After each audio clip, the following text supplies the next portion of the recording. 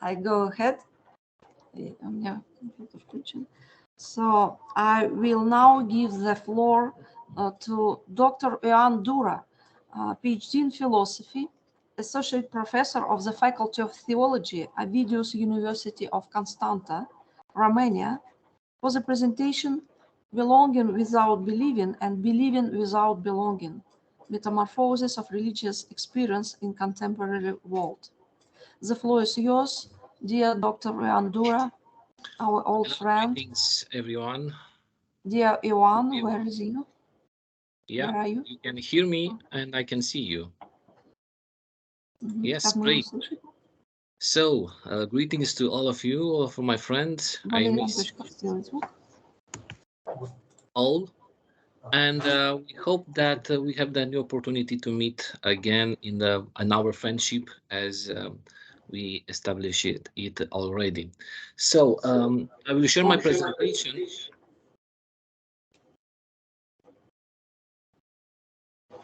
Just a second, please.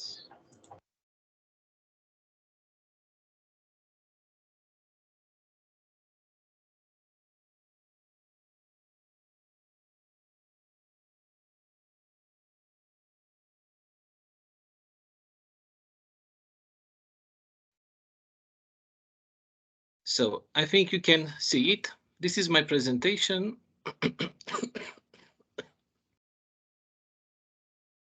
Yes, we can see it. It's okay, that's great. That's great. I'm sorry, I don't feel very well. I have a flu. So my presentation intends to draw your attention on a reality, on a religious reality that happens in our days, in our contemporary society, namely belonging without believing, people belonging without believing, and the others one, believing without belonging. My intention is to offer you some information and, of course, some data regarding this new generation of young people, especially in their attitude and in their relation with religions, with traditional religion, classical religions.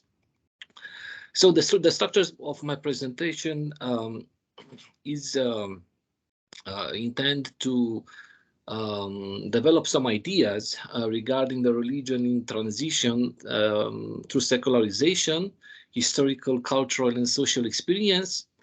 In the second part, I will emphasize what means the nones, yes, as a new religious reality among the younger generations. And in the third part of my presentation, I will try to mapping religious nones and some data in surveys.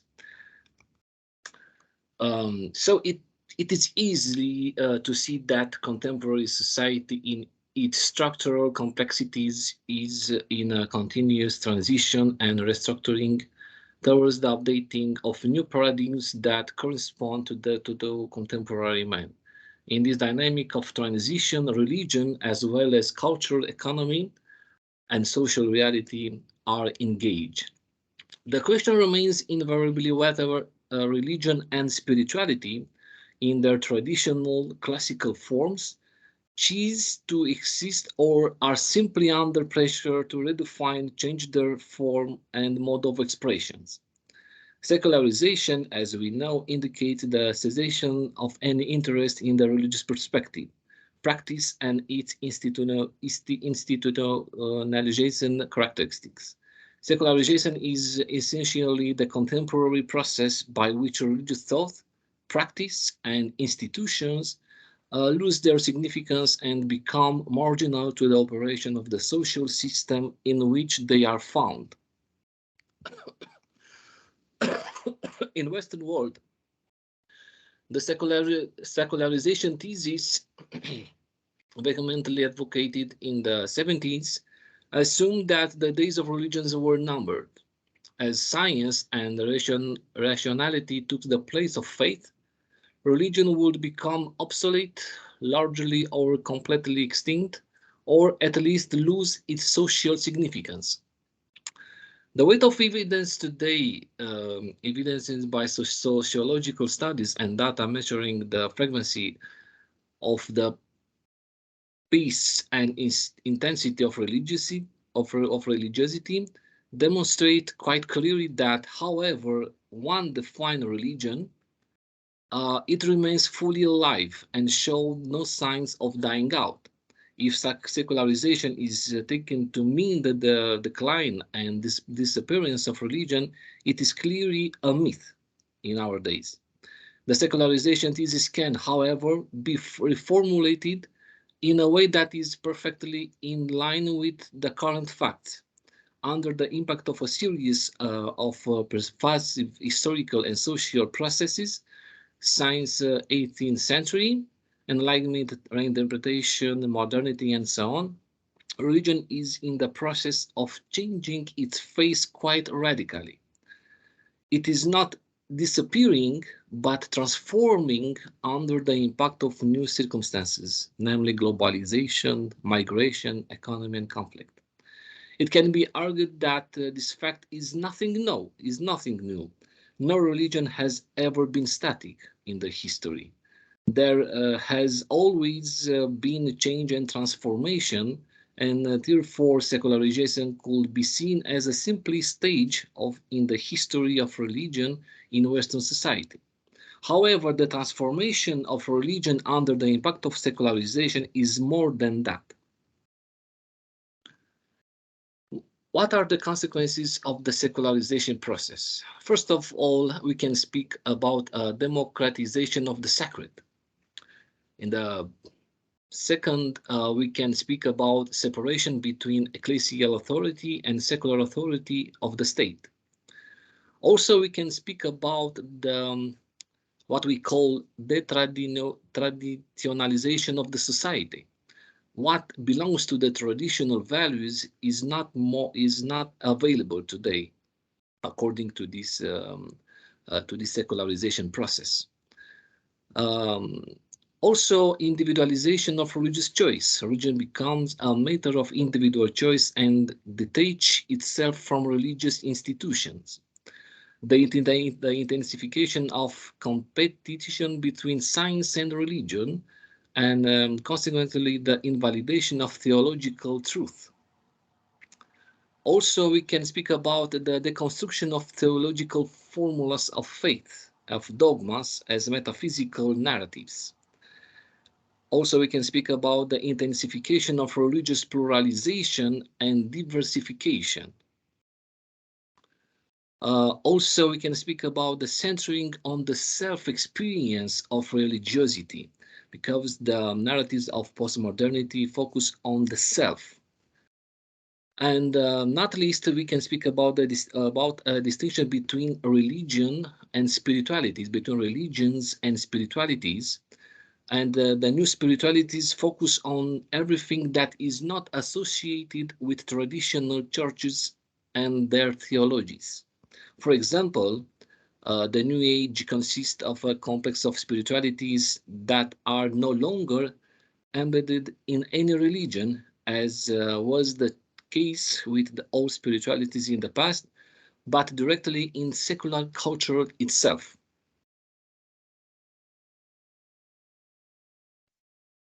How can we define the religious reality of the knowns? What we intend to mean when we speak about the knowns? So in these circumstances, we speak of an individualized religiosity that incorporates elements taken from different religious traditions, proposing a new profile that does not fit into any of the organized religions. We can speak about religious bricolage. Basically, there is a shift, a mutation from the traditional churches towards a new form of religiosity, towards an individual desinstitutionalization, a free religious mode, which implies a disaffiliation from the established church. A topography of this situation suggests a new reality, namely believing without belonging. Believing without belonging marks what today defines the concept of knowns. in the vocabulary of religious sociological analysis. Nones is a term that identifies those who do not respond to the none of the above section of religious identification surveys. These nones represent the fastest growing mass of adults born after 2000 in the United States, Western Europe, and some parts of Latin America. They mark a growing trend of religious disaffiliations, especially from traditional religion, suggesting a new type of religious culture based on the premise of individualism or the free choice of identifying oneself religiously within specific frameworks. The flip side of this trend is belonging without believing. Although some people declare their belonging to a religion in a formal, in an official way, the daily experience, the daily practice of that religion is not existent. It is a formal belonging, the subject in question not being interested in the teaching and practice of that religion. In the end, I intend to show you some data provided by a very huge project during some decades, namely mapping religious nones in 112 countries, an overview of European values, study and world value surveys data between 81 until 2020. So after an initial decline between 89 and 94, namely around 29%, and between 99 and 2004, a percent of around 25. In the following years, non-affiliation resumed to grow quickly, returning to levels observed in 89 to 90 to 94 and surprising them in several countries. In Europe, for example, nones reach around 30%, duplicating since the first wave and settled on 21% in the rest of the world. The general trends in terms of gender, age, education, and size of town persist in Europe. However, age and gender differences are less accentuated and substantially relevant in extra-European countries. On the other side, educational and geographical differences remain consistent. As we can see in this data, we can observe that there is a major percent among the pupils, among the young generation that have a high education.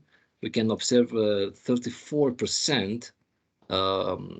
Comparing with the people that have a low education, namely 21%. So I think, in my opinion, from a religious perspective, we can speak about a new form of religiosity. Is not new, but this belonging without believing, and the other side, belonging without believing and believing without belonging, is a new challenge for not just for the churches, but even for the authorities, and also for I don't know, professors and researchers, because our society is in transition. In this process of transition, everything is changing, even religion, not in its substance as we can define the sacred, but in the forms, religion is changing, and this changing not means that at a moment religion will disappear. No, everything is transforming in new paradigms, in new forms, but the intention, the tendency to the spiritual awareness, the intention for communion with a God will be present in every day. So thank you very much. This was my presentation. Regards from Romania, and waiting you to join us again. Thank you. Thank you so much. Sorry. Thank you so much, Dr. Ioan Dura. Thank you for deep presentation, interesting presentation. We have some minutes for questions, please. Dr. Tagirov? Yes. Hello. Philip Tagirov. Friends, dear Ioan, I'm very glad to see you, and thank you for your very interesting presentation. I think you formulated quite a problem because these two phenomena, belonging without believing and believing without belonging, well, they are very important, and they are the reality we must deal with in some way. And my question is, well, what do you think? I believe that these two phenomena, belonging without believing and believing without belonging, are not just two parallel phenomena. They are closely connected, interconnected. And I believe that one of them, in fact, historically produced the other one. And if our contemporary religious community, our contemporary society needs to decide what to do with this phenomena, we need to learn about their inner connection and what produces what precedes what. So what do you think? Was it believing without belonging the starting point that resulted in belonging without believing, or vice versa? What do you think? Yeah, thank you very much, Professor Tagirov. Yeah, in my opinion, indeed, totally agree with your remarks. Belonging without believing and belonging and believing without belonging are not just parallel; they are interconnected. Because the social circumstances of 21st century of our contemporary society push the things, if you allow me, in this way of perceiving religion in the young generation, consciousness, because there were some historical process. Secularization is just one process. Also, secularization is linked with the postmodern philosophy thinking that intend to create a new reinterpretation of modernity. If in modernity, for example, there was a conflict between religion and science, between religion and society, in postmodernity thinking, there is no conflict, but it is intended to create a new form of dialogue between religion and society. But what will happen, because in our society, given the globalization, the migration process, and the mobility process in our day, emphasize the religious diversity. Europe is not just Christian in our days. Also, other countries, our continent, are not just they don't keep just one religious identity. So this intention to rethinking in a dialogical way the relation between religion and postmodernity actually is a good chance for us, because it is provide the fact that religion will not die, according to the secularization theory from 60s and 70s. But everything is moving, everything is changing. And yeah, I think the first was this side of belonging without believing. And after that, according to the process of secularization, we have in our days this side of believing without belonging, because this believing, this word of believing, it not assumes to believe in a God, in a personal God, as in Christianity or in Islam.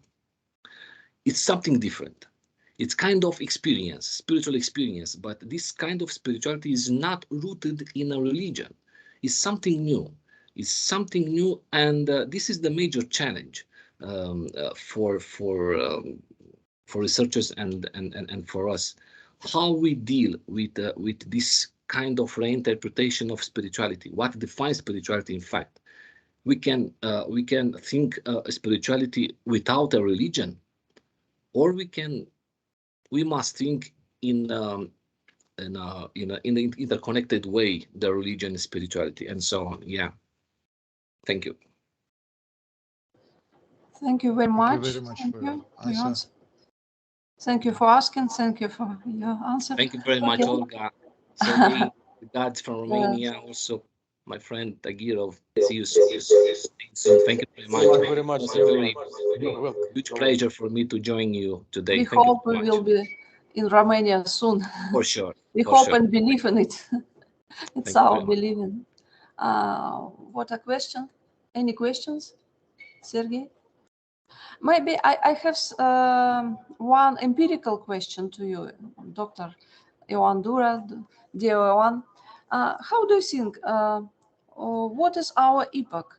Where we are? We are in the epoch of secularization or post-secularization? Yes, that was a good question. Actually, in my last book published in the Romanian language, namely Dialogue, the title is Dialogue, Secularization and Tolerance. I think we are in epoch of post-secularization. Yes, secularization has happened, yes, but as the Peter Berger, his thesis regarding the desecularization of the world, religions is not just in marginal places in society. It becomes more and more present in the middle of society, in the center of society, in new forms, of course, traditional forms and also new forms. But we are living, I think, in a post-secularization epoch. Yeah. Thank you very much for your explanations. Thank you. Dr. Osman Bilen wants to ask you about something. Please, dear Osman, please, your question. Yeah, hello, Ian. Thank you very much for your presentation. I'm wondering how the religion will fare in this digital, age in terms of this metaverse and the new way of communicating with people. Yeah. And yeah, I think I understand your point. This is difficult because, for example, in Romania, the young people, the old people just post icons and some religious things on Facebook and on their wall. But you know what is the risk? The risk is that kind of communication is one of the major factor of what I can say, being less sensitive to religious facts. We open the Facebook or Instagram and then so on, we see a lot of icons posted by some people. I think the icons, for example, because I speak the icons particularly, belongs to the church. This kind of communication in digital way, in digital times we are living in it represents a risk. risk of desacralization of the religious values. Yeah, this is my point. Thank you so much. Thank you. Any question? Thank you so much, my friends. Any question else? No question. Thank you so much, dear Ioan. We wish you be healthy, take care. We are very, very glad to see you, and maybe soon we will be glad I share the to same see you feeling with in Romania or in Moscow. Yes, thank Yes, you so for much for your sure. friendship, for your connection, for your great presentation so much. Thank you We very will much. keep you in our heart. Of course, thank you Wow. very much. Greetings to all of you. Thank you.